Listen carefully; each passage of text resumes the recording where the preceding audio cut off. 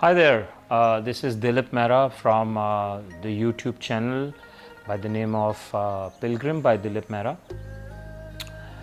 First of all, I want to thank you guys for your love.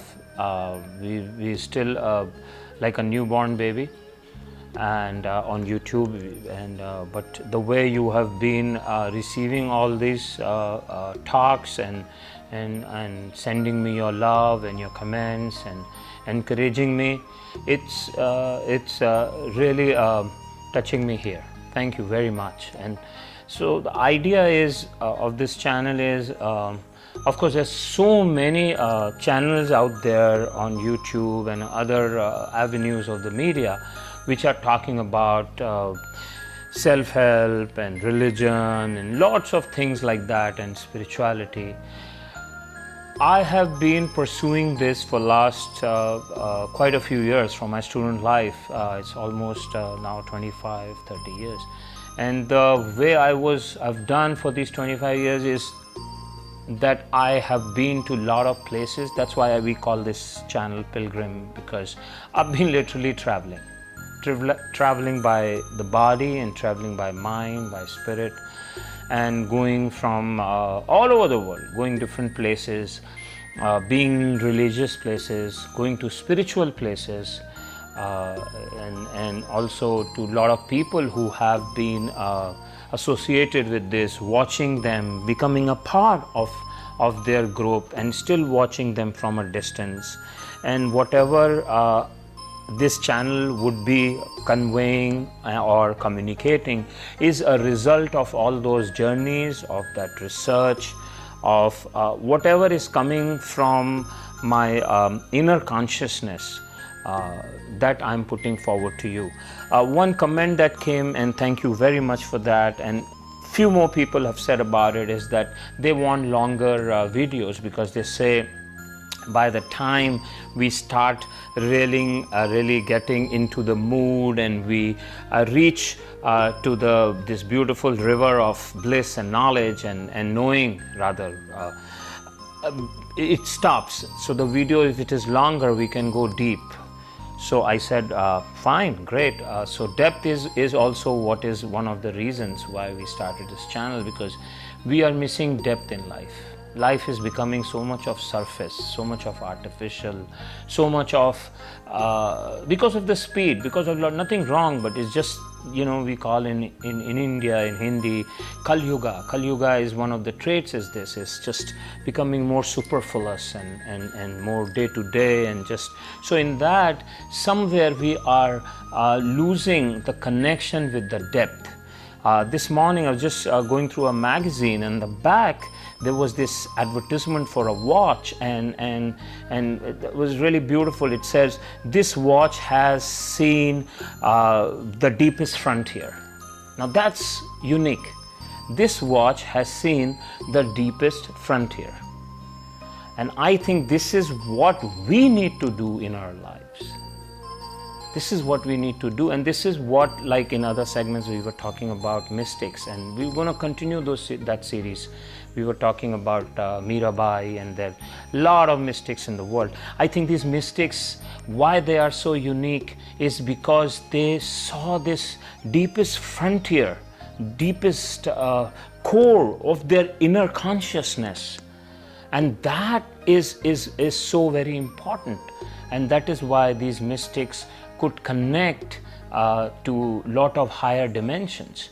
I think all of you must have seen, that movie called Interstellar. I think if you haven't, you should go check it out. And I had to see that movie 3-4 times really to understand, because it's a really good take on spirituality in a way. Now, of course, it is all science and dimensions, and if you have seen the movie, how the dad of that girl, when goes out in the space into the other planet and then into the other zone, there he is sending some Morse code to his own daughter. So it's a big time and space. It's like, and it's a fact actually, even in old scriptures in India, they say that we are nothing but a future. I mean, my future, your future is right here. we can't see it. We can't see it because our time and space and our vision is limited, but it exists right in front. So that the scene that really reminds me of something very very important, because that father is nothing, what I see and I understood from spiritual point of view, is that father is nothing but our consciousness. It's like great grandfather. Consciousness never dies. It is the part of the soul. We call it Chetna, Chaitanya, Chetna, which means the awakening. So the awakening is dormant, but it stays with the soul, and that is consciousness. And consciousness has the imprints of lifetimes. The consciousness knows us much better than we know ourselves, because we have limited mind intelligence of every time we take a body. And if we cut our connection with our consciousness, we are disallowing, closing to know about the DNA, the genetic coding which lies in us. Like a seed, like a banyan tree, it's so big. The seed has the genetic coding, and it's so smart. That's why we call nature, because it's so natural and it comes naturally. But as human beings, we got this independence to exercise an intelligence, and we have in a way misused it by not allowing to connect with our deep consciousness from past lives, and that has the genetic coding about us. Of course, science is working, and a lot of things we say that it's the DNA of the parents and of that parents and that parents. But who decides where we are born? People say, well, birth is by chance and death is by chance. In a way it is, because you really don't pinpoint and write the name of your parents you wanna, or your mother you wanna enter in the next life. But we choose our parents. We choose our home, and every lifetime we have done that, unconsciously. Unconsciously we have done that, and that is the genetic coding, and consciousness knows about it because it is watching us in every body. It is watching us, it knows us, and that is that voice that comes a lot of times. All of us have heard some voice coming from behind, but this mind, which has no existence actually, but because we are sleeping, we are in ignorance, mind takes over and says, forget that. That's the old grandfather, great-grandfather disturbing you. I'm your friend. I'm fresh, I'm new, I'm happening. Take my advice. And we let go that consciousness which is telling us, because that consciousness knows us very well. It knows that we are seed of a banyan tree. Don't try to become a mango tree. You can't. You have that coding. Of course, unless you work on the energies, we'll talk about that. That can also be changed, and that should be changed. Why should we go and just rely on modern day medicine when we have this power inside us of energies? So we will talk about that energy part. But coming back to consciousness, it is actually reminding, like that father was sending Morse code to his daughter, that stop me from going, stop me from going. But she could not understand, because at that time she was not available. We have to be available. That's why we need the space. That's why we need this sort of an alertness, because that will allow us on day-to-day basis to connect with our consciousness. And consciousness is connected with our thoughts, because both are subtle. Vivekananda said, give me a thought, I will tell you the person's action. Tell me the person's action, I will tell you his nature. Tell me the person's nature, I'll tell you his character. And above all, he said, tell me this person's character, I'll tell you his destiny. This is how powerful thoughts are. Thought to destiny. But Vivekananda was a great scholar, and when I read this, one thought came to me, that where do the thoughts come from? So I try to go a step back, and then if you go a step back, you see tendencies. So if you tell me the tendency of a person, or if I see the tendency of a person, and I've seen in my life, I've been practicing this, researching.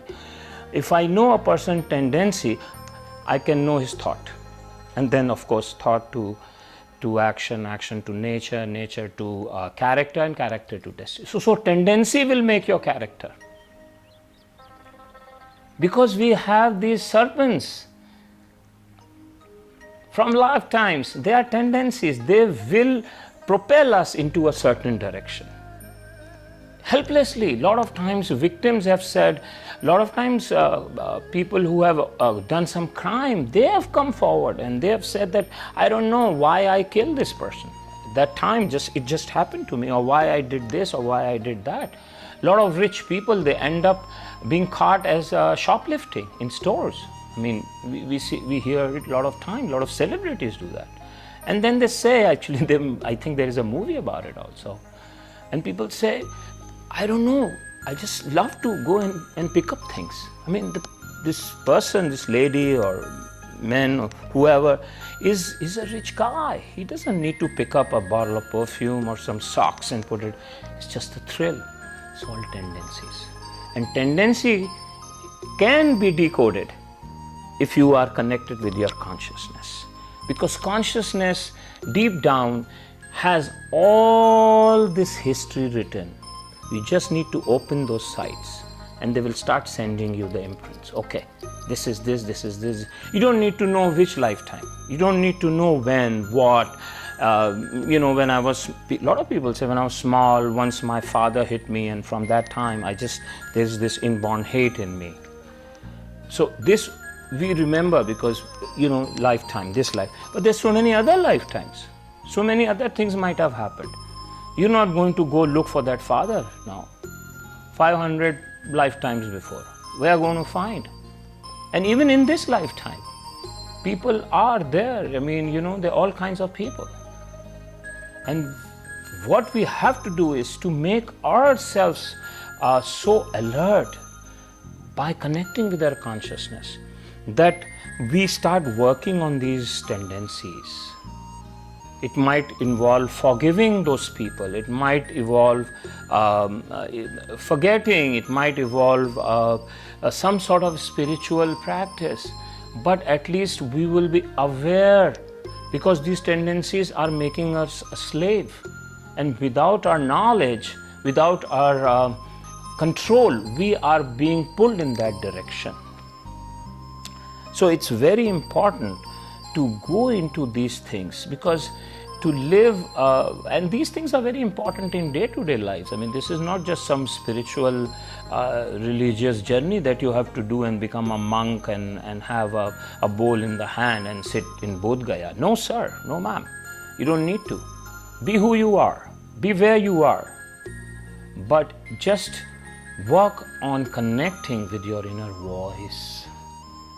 That inner voice, some say is God, some say is divinity, some say it is this or that. I'd say it's your voice. It is that you who behind from the bookshelf in some space is sending those Morse codes to yourself. Wake up, wake up. So this consciousness is an ocean of bliss, and once we connect with it, of course it will help us in self-improvement, self-healing. But beyond that, what lies beyond self-improvement and self? These are basic things. We are not here just for self-healing. Healing is done. Now I need love, I need pleasure, I need enjoyment. And once you are free of that baggage, you will be able to enjoy every moment because you are awake. You are alert, you are aware, and this awareness will help in the career also. We are, living this busy, hectic life. I mean, these things might, some people say, oh, this is nice when, you sit in a remote place or go to some spiritual hermitage or something. No. Where you are, you would need these things, because now you would be connected with your consciousness and your energy will become positive. Thoughts are energies. When your energy becomes positive, you will start understanding that, okay, my boss she's not all that bad. Because now you are working on yourself. So you will let go, you will start looking beyond, and you will see that world is not such a bad place. I still can go along with these people, and so you will become a better employee, you will become a better manager or a better boss or a better student. I mean, this is something which is so deep, because energy is everything. Energy is everything. Once you are in this positive frame of mind, your energies will help you to heal, and then you dance and you meditate, and everything becomes a meditation. Having a cup of coffee will become a meditation because you are at peace. This is the purpose of connecting with your own consciousness. Thank you.